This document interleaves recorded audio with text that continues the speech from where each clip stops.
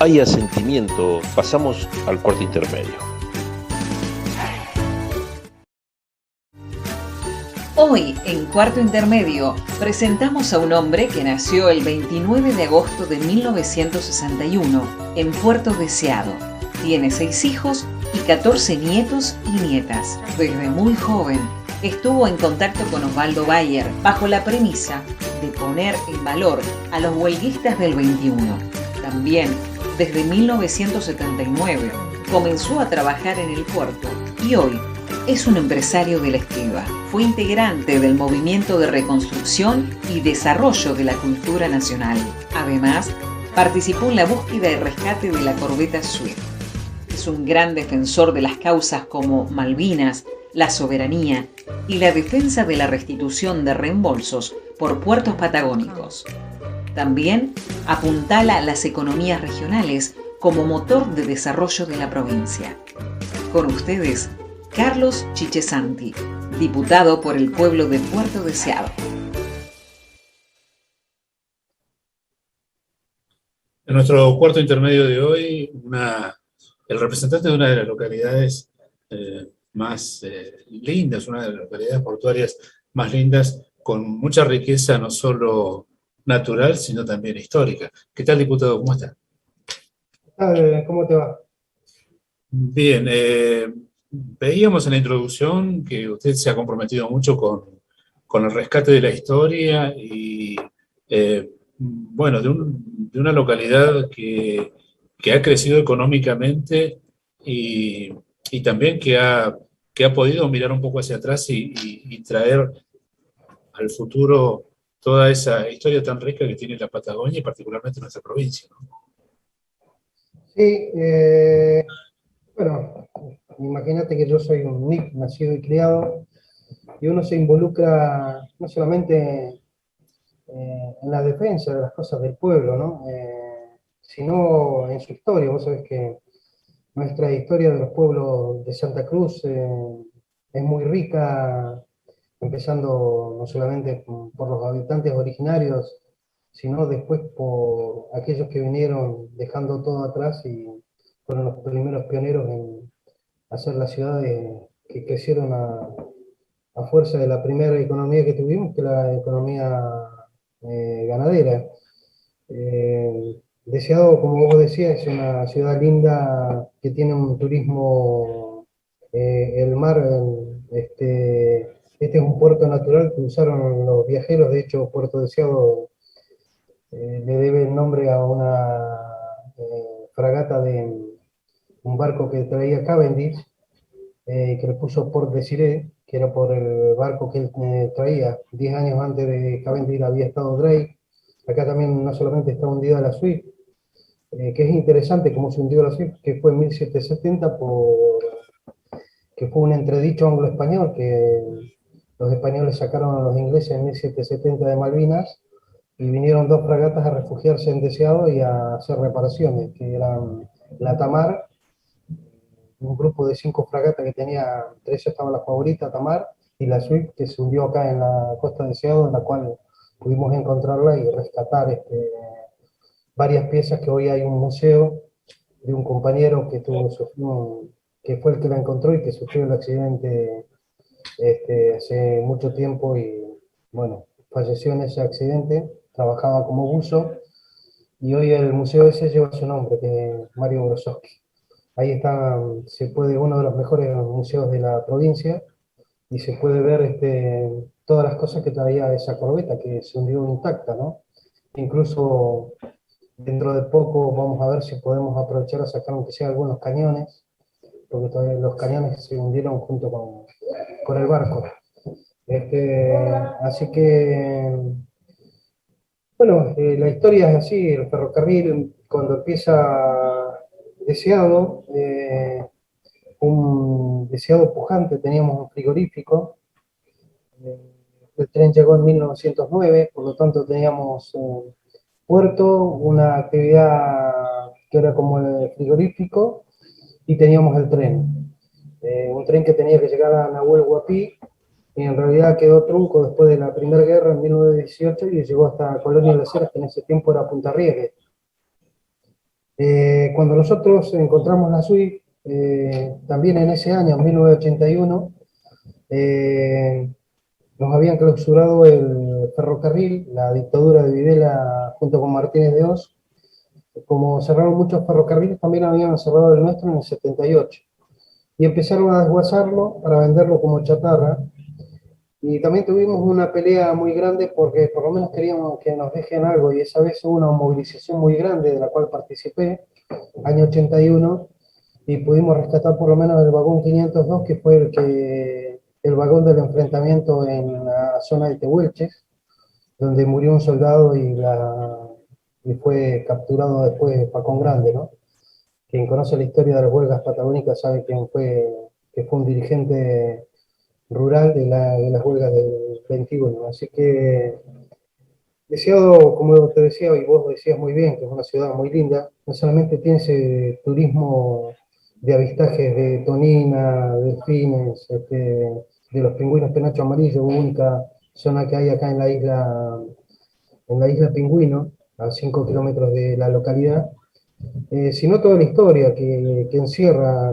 No solamente venían los primeros navegantes que estaban circunnavegando la tierra, sino después hubo muchas expediciones científicas, entre ellas tenemos la de Darwin, y hay muchos, venía el capitán Fitzroy, y Darwin venía en esa expedición y fue la que hizo cerca de 8 dibujos que todavía se conservan, y los lugares donde él dibujó siguen estando igual.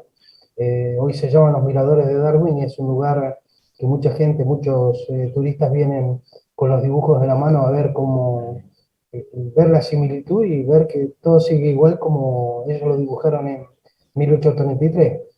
Así que Deseado después tiene el turismo religioso, que tenemos una de las mejores grutas, la Gruta de Lourdes, que es una caverna natural, donde esa fe religiosa hace que no solamente vengan de zonas cercanas, sino que hay una fecha exclusiva para la gente de Chubut, que vienen más de 20, 25 colectivos con gente muy devota, que eso también deja todo, aparte del turismo histórico que tenemos, el turismo de aventura, tenemos el turismo religioso también que nos posiciona mucho como zona turística también, ¿no?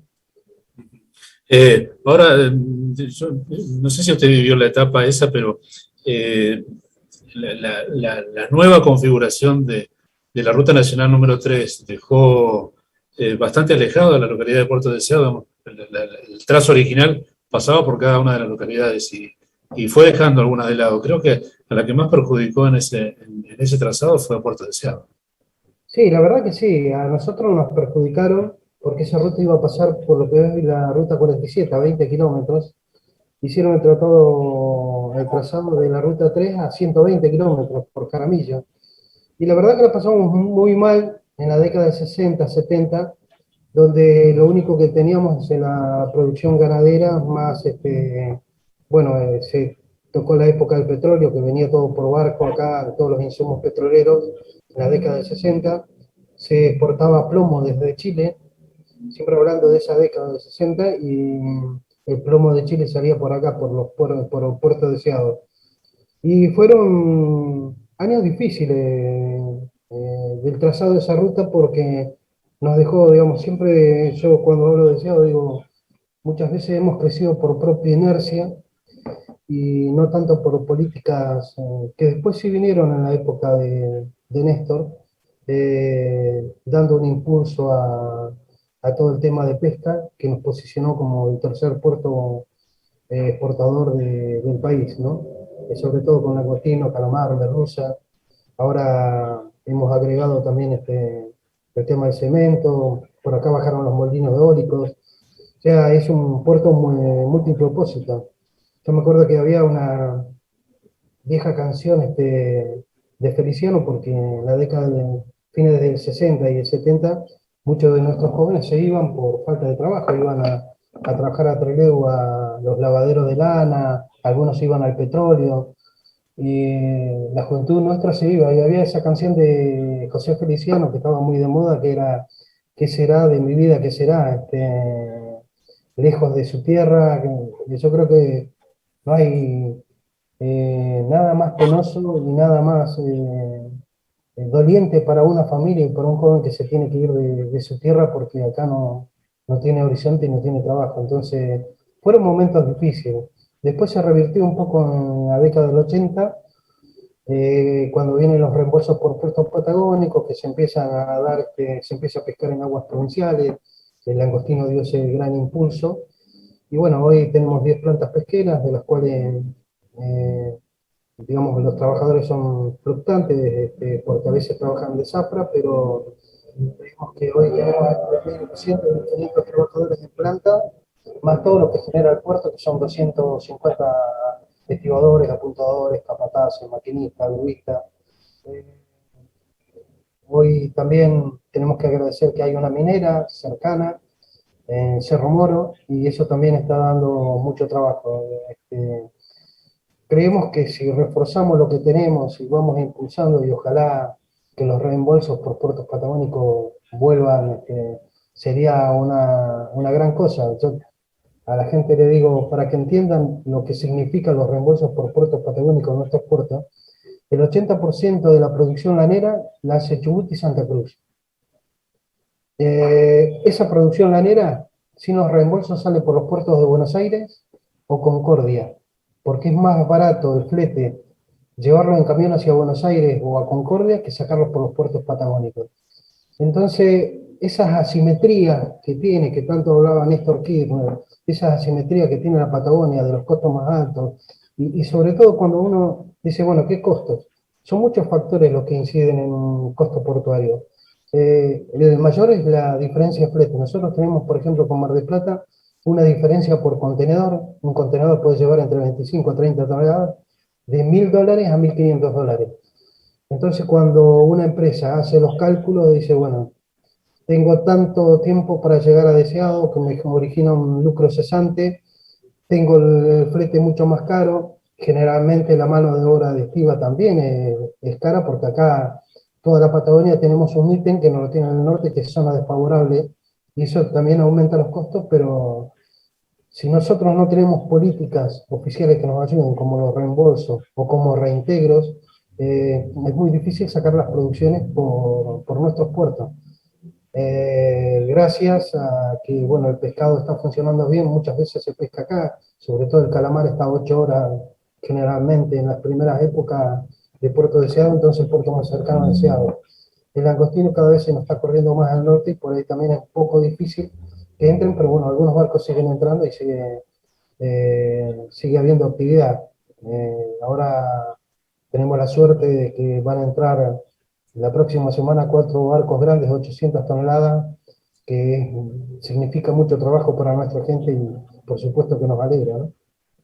Claro, ahora esa política de reembolso por puertos patagónicos que pretendía corregir la asimetría que tienen los puertos alejados del puerto central de Buenos Aires, en algún momento se dejaron de lado porque inicialmente se suponía que la inercia que les iba a dar esos 10 años de plazo en un inicio iban a poder poner en competencia a los puertos patagónicos. Eso finalmente no ocurrió y bueno, hay toda una movida para volver a eso y tratar de que, bueno, un país que tiene tanto puerto no siga concentrado en la provincia de Buenos Aires, donde, eh, no sé si recuerdas ya por los 80 cuando se peleaba por la planta de fertilizantes, porque el gas lo teníamos nosotros, se cotizó al mismo valor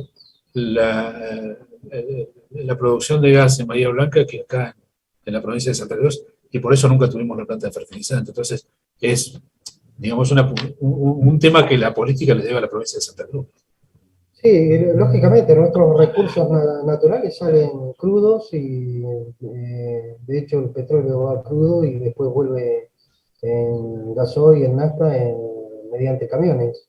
O sea, llegó el momento de que hay que empezar a pensar en grande, en poder tener destilerías entre Chubut y Santa Cruz, que son los grandes productores, Neuquén también, pero bueno, Neuquén tiene su planta. Y con el pescado pasa lo mismo, con la fruta fina también se va en camiones, se va hacia Buenos Aires, de ahí se exporta. La fruta fina, estoy hablando de los antiguos y de los lugares que tiene Chubut también eh, para exportar, ¿no? Van a Buenos Aires. Y en el caso de Río Negro, ellos tenían ahí su puerto en San Antonio y también muchas veces perdían carga porque salía por Bahía Blanca, en la provincia de Buenos Aires. O sea, es un problema que nos aqueja a todos. Ojalá nosotros estamos haciendo todo lo posible para instar al gobierno nacional, ahora que más o menos estamos alineados entre nación, provincia y municipio. Alicia está peleando el tema del reembolso. Y bueno, esperemos que se dé, porque tenemos que sacar nuestra producción, tenemos que meterle mucho más valor agregado y dejar un poco de ser exportadores de materia prima, no solamente hacia afuera, sino hacia adentro, porque la Patagonia no solamente da el gas, el petróleo, sino un montón de cosas y poco es lo que vuelve. Se parece a la canción de don Marcelo Verbel, donde hablaba del sudoructo. Si el sudor valiera, ya hubiesen hecho un sudoructo hacia Buenos Aires. Y entonces, un poco se trata de eso, de federalizar más el país, que no solamente quede todo en Buenos Aires, sino que nosotros podamos tener una producción genuina y valor agregado con nuestros recursos. Bueno, diputado, ¿cómo es su ingreso a la política? ¿Qué lo incentivó, qué lo motivó a militar en política? Calculo que tiene que ver con los cambios que uno pretende, pero no todo el mundo da ese paso. Bueno, mi política empieza en el año 78. Yo vengo del PCR, de lo que era el PCR, siendo muy joven. Estuvimos hasta el año 87, en lo que un poco me dediqué más a mi trabajo. Eh, Volví a militar en el 2001. Nosotros en la década 90 tuvimos un problema gravísimo acá en el puerto con un decreto de desregulación portuaria que había hecho Menem. Y como yo conocía a Néstor, porque cuando él estaba de gobernador Purichili, venía Néstor acá deseado y muchas veces lo recibíamos, hice un viaje por Lade a Gallegos y le dije que había un decreto que nos estaba dejando a todos los nativos y sin trabajo en el puerto y abundaban las cooperativas gracias a ese decreto que regulaba convenio y todo. Y la verdad que era preocupante. Entonces Néstor, hay una buena anécdota. Néstor dice, mirá, dice, yo un decreto nacional, puedo hacerte un decreto de acá, pero no tiene validez por una cuestión de pirámide jurídica. Dice, igual te lo hago. Dice, yo reconozco el convenio de trabajo de ustedes, pero mostrarlo de lejos no deje que le saquen fotocopia. Y gracias a eso nos mantuvimos en el puerto y pudimos hacer el sindicato de encargados de apuntadores marítimos que en ese momento estaba. Y a partir de ahí, Néstor, que estaba por la reelección, me hace firmar un papel de reelección y después me dice, ¿por qué no te juntás todos los de izquierda que andan por ahí y hacen un partido? Dice, peronistas ya somos muchos, dice, pero yo necesito un ala de izquierda. Entonces le dije que lo iba a pensar y vamos a ver de qué manera poder ayudar y también estar en el poder, porque si no, uno queda siempre en la vereda de enfrente tirando piedras. Y bueno, hasta que después de mucho tiempo de armado y eso, yo me presenté como candidato a intendente dentro del Frente Pro Victoria, pero como partido socialista, que lo habíamos hecho en ese momento. Perdí por 150 votos la intendencia, en el 2011 volví a presentarme, volvimos a perder, y en el 2015 ya hice una con el Frente de la Esperanza dentro del peronismo. Por supuesto, nosotros ya habíamos cambiado a Federalismo y Desarrollo nuestra agrupación. Hice un acuerdo con Kaki González, él iba de intendente, yo de diputados, y ganamos, y volvimos a repetir en el 2019. En ese interín, cuando yo estoy hablando de década de 70, también participé del movimiento por la reconstrucción y desarrollo de la cultura nacional, que pudimos traer a León Gieco antes de la Guerra de Malvinas, en el 81, julio del 81, porque era parte de recuperar en ese tiempo, si hay algo que hace la dictadura, lo primero que te quiere es sacar identidad. ¿Cómo te sacan identidad? Que no haya producción propia, que el rock sea malo, que el folclore esté anticuado, que incluso la música comercial, si es inofensiva, la dejan pasar, pero no tanto. En ese tiempo nos inundaban con, no sé si vos, no creo que sea de mi edad, pero era la locura de traer a artistas internacionales como Eddie Grant. Yo me acuerdo que Palito Ortega había traído a Frank Sinatra. En ese momento se hizo una contra recital con todo con todas artistas nacionales. Entonces se estaba trabajando en ese grupo, que estaba Suma Paz, León Gieco, Tarrago Ross, estaba Aimee Painé también, que era la princesa mapuche, que murió muy joven en el 87 en el Paraguay. La verdad que fue traer el 81 un número, porque muchos dicen el rock empezó después de la Guerra de Malvinas, ¿eh? Y yo creo que es una mentira. Ya había aparecido Serú Girán en el 78, Almendra había llenado obras en el 79, habían aparecido ya los rosarinos, ya se sabía que existían, Baglietto, Páez, Abonicio, Juan der Mole, y nosotros logramos traer acá al Cine Teatro Español a León Gieco y fue un lleno total. Y fue una de las grandes cosas que hicimos por el movimiento de la reconstrucción de la cultura nacional. Vos fíjate que si bien no era muy conocido, había toda una ola que venía que era imposible de parar. La dictadura no podía parar esa ola de volver a escuchar a Piero, a Mercedes Sosa, a todos los chicos, todos esos grupos que iban apareciendo, así que, y bueno, parte de esa gente que me ayudaban en esa época sigue estando conmigo militando, algunos lo hemos perdido, pero bueno, seguimos con la locura de antes y con las mismas fuerzas y las mismas energías, ¿no? Bien, de eso se trata la política, ¿no?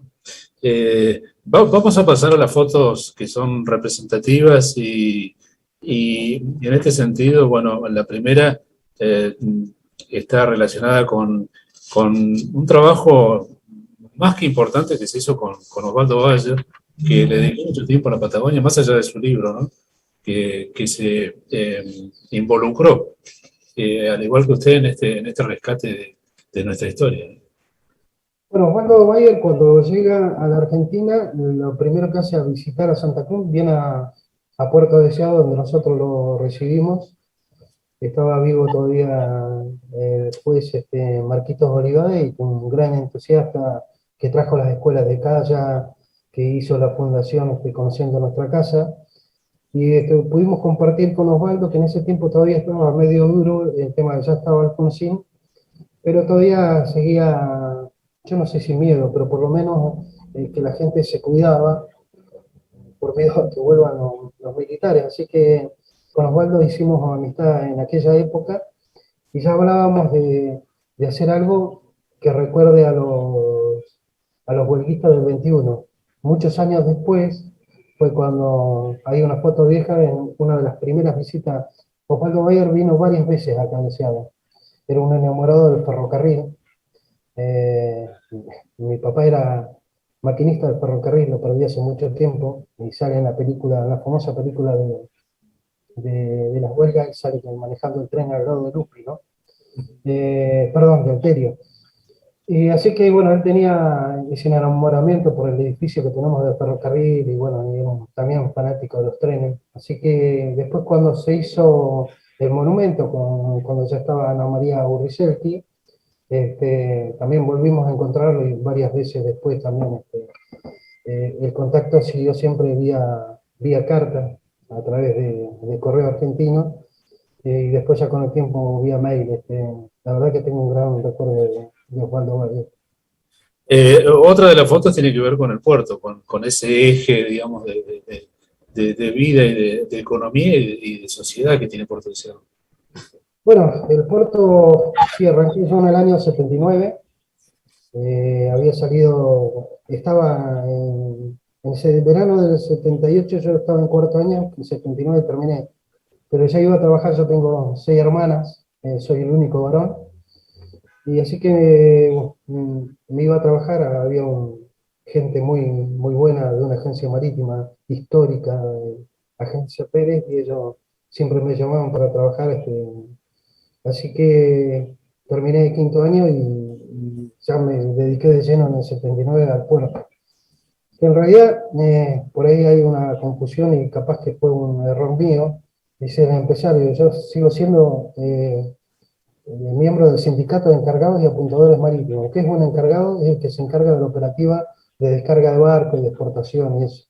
Ese es mi trabajo, hoy lo está haciendo mi hijo, porque yo me he dedicado a la diputación. Están mis hijos trabajando, ya tengo, el mayor tiene, bueno, primero está mi hija, una que es maestra, la segunda museóloga, y después mi hijo de 32 años y el de 30 están trabajando conmigo en el puerto. Eh, Así que el puerto yo creo que también es mi vida, pasé toda mi vida ahí trabajando, y muchas veces cuando se dicen, porque aparentemente la política está muy bastardeada y te dicen, no, estos quieren ser diputados para jubilarse por provincia. Y yo le digo, voy a tener 8 años en la provincia y en realidad me voy a jubilar a los 65 años por la ley nacional, porque por las leyes están así, no, a mí no me favorece estar en provincia, pero bueno, muchas veces hay que salir a aclarar, pero volviendo al tema del puerto, las hemos pasado buenas, malas, regulares, pero ya seguimos peleando. Y sí, el puerto también me ayudó a que conozca a todos los actores políticos. De hecho, hace casi un mes tuvimos una reunión con Alicia, con todos los sindicatos. Yo participé como diputado y se comprometió a una serie de cosas. Hoy estamos viendo que esos 4 barcos grandes que van a entrar es una gestión de Alicia y nos alegra mucho porque ella prometió que se iba a dedicar, que iba a tratar de conseguir más actividad en el puerto y bueno, se logró. Por ahí son esos trabajitos de hormiga que no se ven, pero en realidad eso ayuda mucho a una economía nuestra que depende tanto del puerto, ¿no? Y de la actividad pesquera. La siguiente foto tiene, bueno, está relacionada con esta visita de León Gieco, Ah, de la que ya charlamos antes. Y bueno, también el tema del rescate de la corbeta Swift, todo el trabajo que se hizo en esa época y que se sigue haciendo todavía. Sí, sí, bueno, ojalá, bueno, ahora ya se ha hecho cargos profesionales de eso para sacarla año a año lo que se puede ir sacando y restaurando.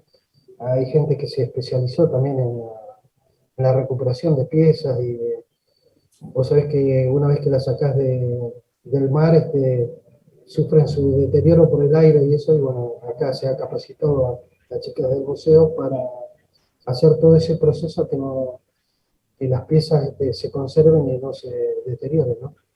Claro. La última, bueno, tiene que ver con la familia, extensa familia, ¿no? Con hijos y muchos nietos. Sí, cumplí los 60 años ahora el 29 de agosto y tengo ahí 14 nietos, tengo 6 hijos. El más chiquito es menor que su sobrino, digamos. El tío es más chiquito que alguno de sus sobrinos, pero bueno, soy muy familiar, tengo mis 6 hermanas, bueno, mi madre murió este año, mi papá ya había 20 años atrás había muerto, pero siempre tenemos esa costumbre de juntarnos los domingos, bueno, ahora muy poco por el tema de la pandemia, y la verdad que se extraña porque somos un regimiento y lo que sirve eso de ser familiar es juntarse, contar las mismas anécdotas de siempre, reírnos siempre, ayudarnos entre todos, así que con mis hijos y los nietos, bueno, los nietos son, te zapatean en la cabeza y uno les tiene mucho más paciencia que de tu hija a tus hijos, ¿no? Porque ya no somos nosotros los responsables de educarlos, sino somos los responsables de malcriarlos. De Así que disfrutarlos. es así, uno disfruta mucho, disfruto mucho de mi familia. Anoche, por ejemplo, fuimos con mis hijos y 2 nietos más grandes a jugar al fútbol, a papi fútbol, ahí a la cancha sin techo que le llaman.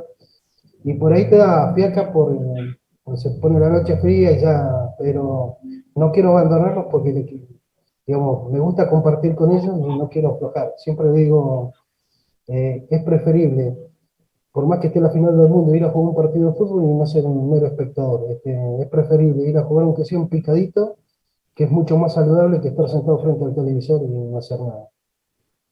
Bueno, diputado, le agradecemos muchísimo el que nos haya acercado a esta parte de la historia de Puerto Deseado y de su propia historia personal detrás de la figura del legislador que hoy más conocemos. Muchísimas gracias.